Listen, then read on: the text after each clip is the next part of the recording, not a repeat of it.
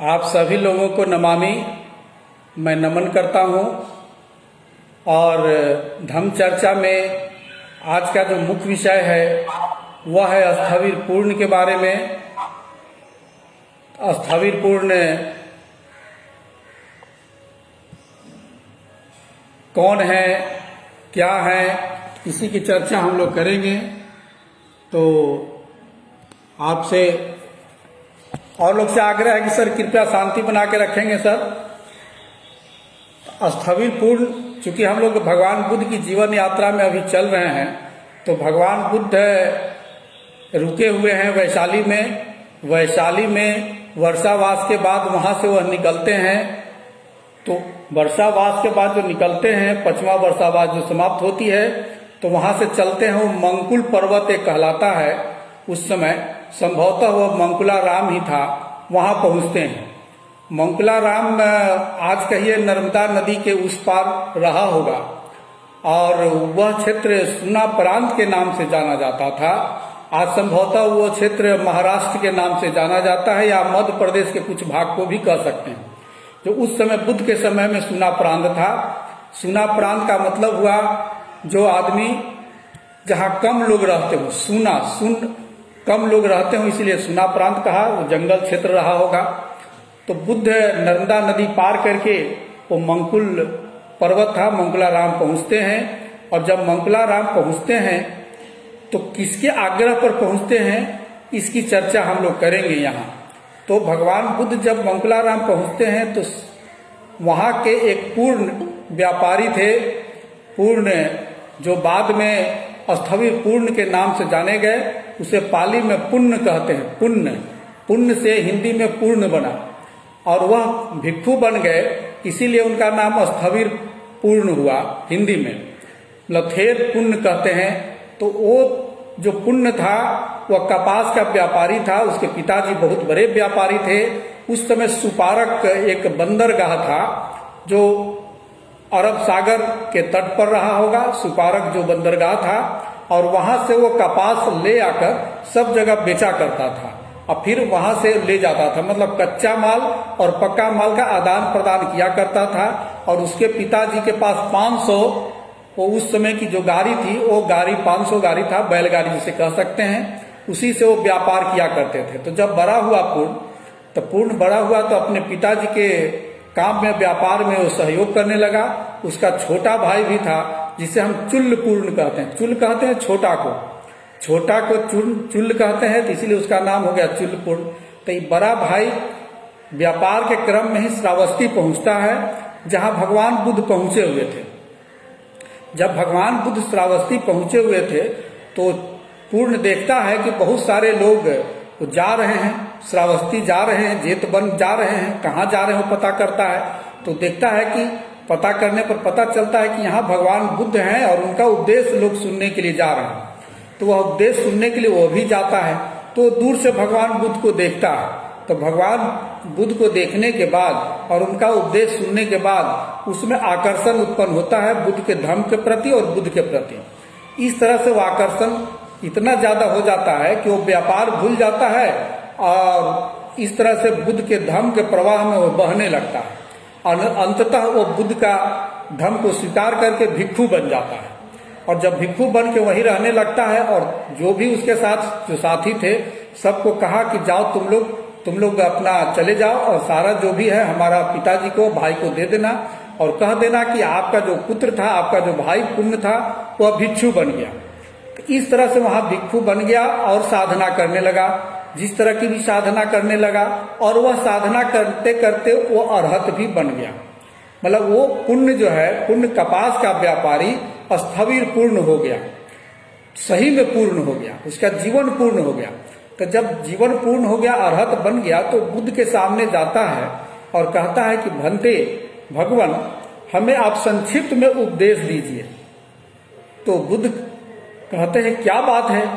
तो बुद्ध जब कहते हैं क्या बात है, तो बोलता है कि मैं चाहता हूं कि संयमित होकर और एकाकी जीवन व्यतीत कर मैं विहरूं, मैं ठीक से अपने आगे का जीवन व्यतीत करूं, इसीलिए मैं आपसे संक्षिप्त उपदेश चाहता हूं।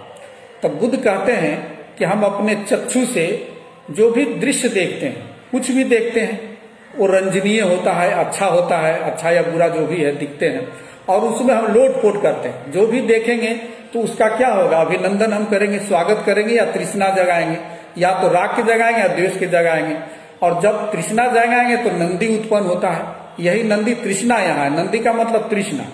तो जब नंदी जब उत्पन्न होगा, जब तृष्णा उत्पन्न होगा, तो दुख का समुदय उत्पन्न होगा, मतलब दुख का समुदय होगा। और जो इस तरह से उसमें नंदी नहीं जगाता, जो उसको स्वागत नहीं करता, उसका अभिनंदन नहीं करता, उसका दुख का समुदय नहीं होता है, दुख का निरोध हो जाता है। और जब दुख का निरोध हो जाता है तो पूर्ण रूपे निब्बान प्राप्त कर लेता है और मुक्त हो जाता है, अरहत बन जाता है। तो इस तरह से बुद्ध का उपदेश संक्षिप्त रूप में वो स्थविर पूर्ण को दिया गया। इसी तरह से दृष्टि के साथ साथ फिर स्रोत हो गया, सुनने का, चखने का, जीव का हो गया, सूंघने का हो गया, जो 6 इंद्रियां हैं जो इंद्रियों पर टकरा रहे हैं, उसके बारे में बुद्ध ने बताया। तो बुद्ध ने यह भी कहा कि आखिर कारण क्या है कि तुम इस तरह के संक्षिप्त उपदेश पूछते हो। तो स्थविर पूर्ण कहा कि भगवान, मैं चाहता हूं कि अब यहां से जाकर मैं अपने क्षेत्र में जहां का रहने वाला था, वहां जाकर आपके द्वारा जो अमृत दिया गया है या धम्म जो दिया गया है, इस धम्म को मैं लोगों को बता सकूं। मतलब सुना प्रांत जाऊं और महाराष्ट्र, जो आज का महाराष्ट्र है, वहां जाऊं। और आज का महाराष्ट्र उस समय का देखिए स्थविर पूर्ण था, और आज जो महाराष्ट्र में धम्म का जो पिलर जो गाड़ने का काम डॉक्टर बाबा साहब अम्बेडकर ने किया है, तो उस समय जो स्थविर पूर्ण जो है वहां जाने के लिए यह बात कहता है।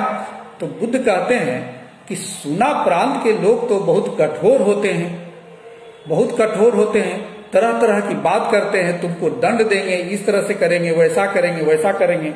तो तुम्हारा वहां जाना क्या तुमको लगता है कि अच्छा है और तुम वहां अच्छी तरह से विहार कर सकोगे?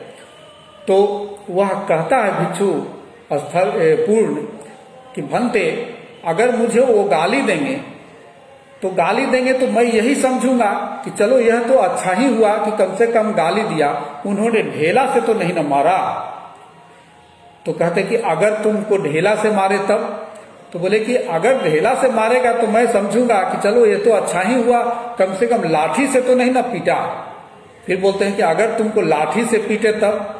तो कहता है कि ये भी तो अच्छा ही हुआ, कम से कम शस्त्र से तो नहीं ना मारा, अस्त्र शस्त्र से तो नहीं मारा। तो क्या अगर उससे मारे तब?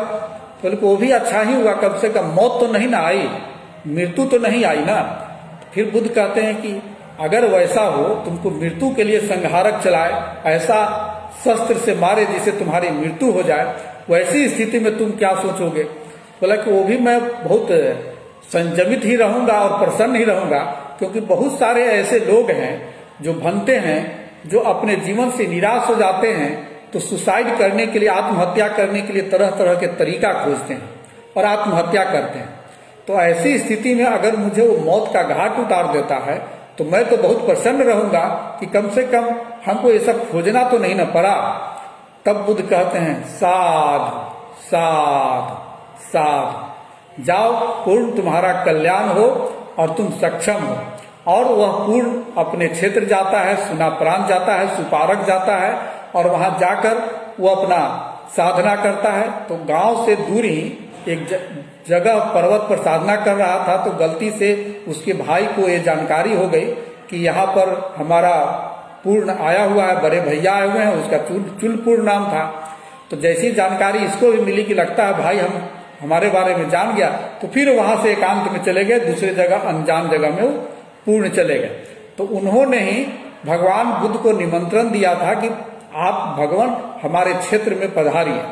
तो उसके निमंत्रण पर बुद्ध वहां पहुंचे थे, और वहां स्थविर पूर्ण के और जितने भी अनुयायी थे उन लोगों के द्वारा वहां गंध कुटी, मतलब फूलों का सजा हुआ कुटी था, और उस चंदनशाला बनवाया गया था, मतलब चंदन की लकड़ी से विहार बनाया गया था, बुद्ध को रहने के लिए जगह बनाया गया था।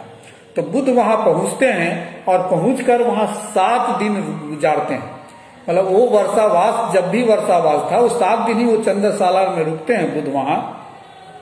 और वहां से फिर बुद्ध सत्य बंद नामक एक पर्वत था, वहां पहुंचते हैं। और इसी के आसपास मतलब सच बंद हुआ और मंकुल पर्वत, इसी के आसपास उन्होंने छठा वर्षावास बिताया। छठा वर्षावास मतलब बुद्ध बनने के बाद जो वर्षावास था, वर्षा के ऋतु में जब बुद्ध ठहरते थे, इस तरह से छठा वर्षावास उन्होंने मंकुल पर्वत के आसपास बिताया। वर्षावास समाप्ति के बाद बुद्ध वहां से फिर श्रावस्ती जाते हैं। श्रावस्ती जाने के बाद बुद्ध श्रावस्ती में ही सातवां वर्षावास के दौरान बुद्ध ताओ तिन्स लोक जाते हैं। ताओ तिन्स लोक कहा जाता है कि बुद्ध वहां 3 महीने के लिए, मतलब वर्षावास जो 7वां वर्षावास था, ताओ तिन्स लोक में बिताते हैं और वहां अपनी मां को उपदेश देते हैं, जो मृत थी, मर गई थी तो वहां उत्पन्न हुई थी, ऐसा वर्णन है। और फिर वहां से 7वां वर्षावास बिताने के बाद वो जो आज संकिसा जिसे कहते हैं, संकिसा में बुद्ध उतरते हैं। वहां से ताओ तिन्स लोक से संकिसा में बुद्ध का पदार्पण होता है और इस तरह से बुद्ध 7वां वर्षावास को बिताते हैं। और इसके बाद अब बुद्ध का नाम तो बहुत हो गया, तो फिर अगले बार में हम लोग एक चर्चा करेंगे चिंचा मानविका का। जब जिसका नाम होता है तो उसको बदनाम करने के लिए भी लोग तरह तरह के साजिश रचते हैं। तो उस साजिश रचने में एक महिला का बहुत ज्यादा नाम आता है और प्रायः लोग जानते हैं, उसका नाम था चिंचा। तो चिंचा मानविका के बारे में हम लोग अगले रविवार को चर्चा करेंगे कि चिंचा मानविका कौन थी और बुद्ध को किस तरह से वो बदनाम करना चाहती थी। साधु साधु साधु।